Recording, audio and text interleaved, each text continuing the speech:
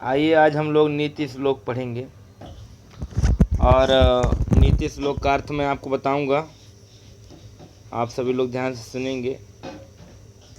तो जो नीति श्लोक हैं जीवन के विषय में, सामाजिक विषय में और परोपकार के विषय में प्रमाणित करते हैं। वैज्ञानिक चिंतन होते हैं इन सभी श्लोकों में, इसलिए यहाँ पर आपके इस पाठ में इस पाठ में जो है नीति श्लोक को प्रस्तुत किया गया है। ये श्लोक की परंपरा बहुत प्राचीन है और बहुत पुराने समय से श्लोकों की परंपरा चलती चली आ रही है। पहला श्लोक है अर्थागमो नित्यम नित्य रोगिता च प्रिया च भार्या प्रियवादिनी च वयश्च पुत्रो अर्थकरी च विद्या षड्जीव लोकस्य सुखानि राजन। माने अर्थकरी, अर्थागमो, अर्थ कैसा हो, जो धन देने वाला जो हो वह विद्या हो। कैसी विद्या हो? अर्थागमो नित्यम नित्य रोगिता, माने अर्थ देने वाली, धन देने वाली विद्या हो। और प्रिया च भार्या प्रियवादिनी च, भार्या कैसी होनी चाहिए? बोले प्रिय हो और प्रिय बोलने वाली हो। वयश्च पुत्रो अर्थकरी च विद्या, और जो पुत्र हों वह आज्ञा पालन करने वाले हों और अर्थकरी विद्या हो। मतलब क्या हो गया? अर्थ का आगम हो। जीवन में क्या होना चाहिए? पैसा रुपया आए। नित्य कैसे रहें? अरोग रहें। नित्यम नित्य रोगिता, माने अरोगता रहे। ठीक है, दो चीज़ें हो गई, प्रियाचा और प्रेम करने वाली भार्या, और प्रियवादिनी चा माने प्रेम से बोलने वाली भार्या। वयश्च पुत्रो, चार हो गए। वयश्च माने आज्ञाकारी पुत्र, यह पांचवा हो गया। और अर्थकरी विद्या, अर्थ माने धन देने वाली विद्या हो। तो इस प्रकार से ये जो 6 प्रकार के षड्जीव लोकस्य सुखानि राजन, ये 6 चीज़ें जो है यह इस संसार में व्यक्ति को सुख को प्राप्त कराते हैं। इन्हीं 6 चीज़ों से व्यक्ति को सुख की प्राप्ति होती है। और दूसरा है अयुक्तम स्वामिनो युक्तम युक्तम नीचस्य दूषणम अमृतम राहवे मृत्यु विषम शंकर भूषणम। और अयुक्त माने जो उपयुक्त है उसका ही उपयोग करें, और जो उपयोग न हो जो युक्त आपके लिए जो जरूरी न हो उसका उपयोग न करें। युक्तम माने जो जिसके योग्य है। अयुक्तम स्वामिनो युक्तम, जो युक्त है मतलब जो जिसके लिए जो जरूरी है उसका उपयोग करें। युक्तम नीचस्य दूषणम, और जो युक्त न हो उसे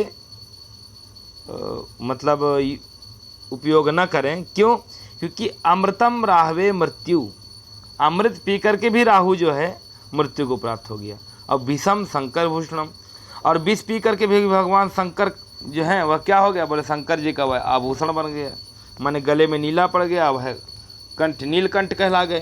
तो यह आभूषण, तो माने जो अच्छा व्यक्ति होता है। इस श्लोक में क्या कहना चाहता? अयुक्तम स्वामिनो युक्तम, माने जो व्यक्ति अच्छा है उसके लिए अयुक्त चीज़ भी माने खराब चीज़ भी उसके लिए अच्छी है। और युक्तम नीचस्य दूषणम, और उपयोगी चीज़ भी जो अच्छा व्यक्ति नहीं है उसके लिए वह भी उपयोगी नहीं है। जैसे उपयोगी क्या है? सबसे ज़्यादा उपयोगी अमृतम राहवे मृत्यु, अमृत पी करके भी राहु ने मृत्यु को प्राप्त किया। और विषम शंकर भूषणम, और विष को भी शंकर जी ने पी लिया और वह भी उनके लिए आभूषण बन गया। तो अमृतम चैव मृत्युश्च द्वयम देहे प्रतिष्ठितम मृत्यु मापाद्यते मोहात् सत्ये नापाद्यते मृतम। मतलब अमृतम माने अमृतत्व, जीवन और मृत्यु दोनों ही इस देह में प्रतिष्ठित है। मृत्युम आपाद्यते मोहात्, मोह से, मोह मृत्यु को निमंत्रण देती है। और सत्येन नापाद्यते अमृतम, और सत्य जो है वह अमृतत्व को प्रतिष्ठित करती है, माने अमृतत्व देती है।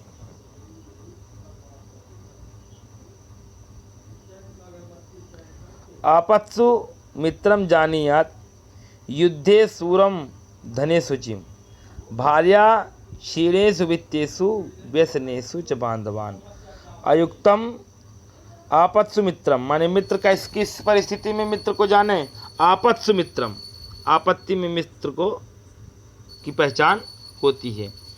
युद्धे सूरम धने शुचिम, युद्ध में जो है वीरता की पहचान होती है, और धन में धने शुचिम, पवित्रता की पहचान होती है।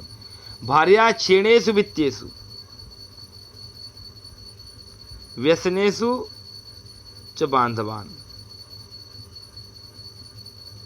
भार्याम क्षीणेषु वित्तेषु व्यस, तो भार्या क्षीणेषु वित्तेषु, और भार्या की पहचान कैसे होती है, जब वित्त माने पैसा क्षीण हो जाए, गरीबी आ जाए, तब भार्या की पहचान होती है। और व्यसनेषु च बांधवान, माने बुरी आदतें जब हो, बुरी आदतों में बंधु की पहचान होती है। बंधु माने भाई पहचान हो जाती है, भाई बंधुओं की। आरोप्यते शिलाशैले यत्नेन महता यथा निपात्यते क्षणेनाद्य तथात्मा गुणदोषयो, तथात्म गुण आरोप्यते शिलाशैले, माने जिस प्रकार शिला को माने पत्थर को पर्वत पर चढ़ाना बहुत कठिन है और वहाँ से नीचे गिरा देना बहुत कठिन, बहुत सरल है। चढ़ाना कठिन है और गिराना सरल है। ठीक उसी प्रकार व्यक्ति को गुण देना बहुत कठिन है, पर अवगुणों में ढकेल देना उतना ही सरल है। तो अब छठवां श्लोक, उद्योगे नास्ति दरिद्रयम जब तो नास्ति पातकम, माने मेहनत करने वाले व्यक्ति को कभी दरिद्रता नहीं आ सकती। जब तो नास्ति पातकम, जब करने वाले को कभी पाप नहीं घेर सकता। मौने चा कलहो नास्ति, चुप रहने वाले व्यक्ति कभी कलह नहीं कर सकते। और नास्ति जागरितो भयम, और जगने वाला व्यक्ति जो रात्रि भर जागरण करे उसको भय की आशंका नहीं होती। भय तो कब होता है, बोले जब सो जाए तब भय होता है, जगते हुए व्यक्ति को भय नहीं होता। तो नास्ति जागरितो भयम। किम छिद्रम कोनुसंगो में किम वास्तव निवेदनम कुतो ममाश्रय दोषाः इति नित्यम विचिंतयेत्। तो किम छिद्रम कोनुसंगो किम वास्तव विनिपात्य कुतो ममाश्रय दोषाः इति नित्यम विचिंतयेत्। किम छिद्रम माने मेरे अंदर क्या कमी है, किम नुसंगों में, अथवा मैंने किसका अनुसंग किया है, या ऐसी कौन सी चीज़ है जो नष्ट होने वाली नहीं है। मेरे में कौन से ऐसे दोष हैं, या मुझे किसका आश्रय है, मुझे किसका आश्रय दोष है। ऐसा हमेशा नित्य ही व्यक्ति को चिंतन करते रहना चाहिए। गुणेषु क्रियताम यत्नः किमाटोपहि प्रयोजनम विक्रियन्ते न घंटा भिर्गावः क्षीर विवर्जितः, गावा क्षीर विवर्जितः। गुणेषु क्रियताम यत्नः, तो यहाँ पर तो गुणेषु क्रियताम यत्नः किमाटोपहि प्रयोजनम, माने गुणों की पूजा होती है, आडंबरों की नहीं। गुणेषु क्रियताम यत्नः, गुण की पूजा होती है, आडंबरों की नहीं। क्योंकि यदि अगर आडंबरों की पूजा होती, क्योंकि दूध न देने वाली गाय घंटा लटकाने से नहीं बिकती। उसके गले में बढ़िया घंटा बांध दो और बोलो गाय दूध नहीं देती तो बिक जाए, ऐसा नहीं हो सकता। जो गाय दूध देती है वह बिकेगी।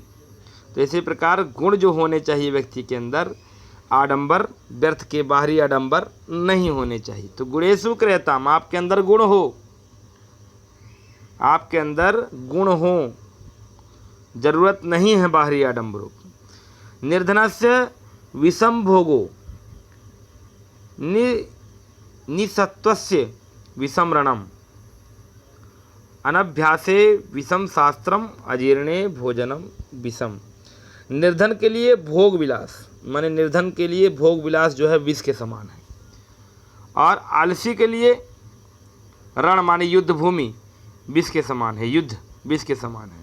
अनभ्यासे विषम शास्त्रम, अभ्यास न करने पर, कोई एक बार पढ़ लिया और फिर कभी न पढ़े, एक बार पढ़ के सो गया, बस दोबारा ज़िंदगी में किताब खोल कर न देखे, तो अनभ्यासे विषम शास्त्रम, अभ्यास न करने पर शास्त्र विष के समान है।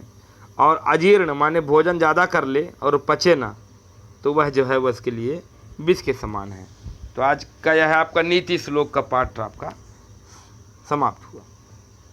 आप लोग प्रश्न उत्तर छांट करके लिखेंगे, इसमें से जो नहीं बनेगा वह आप लोग मुझसे पूछेंगे और कल मैं आपको इसका पूरा एक्सरसाइज आपको बता दूंगा।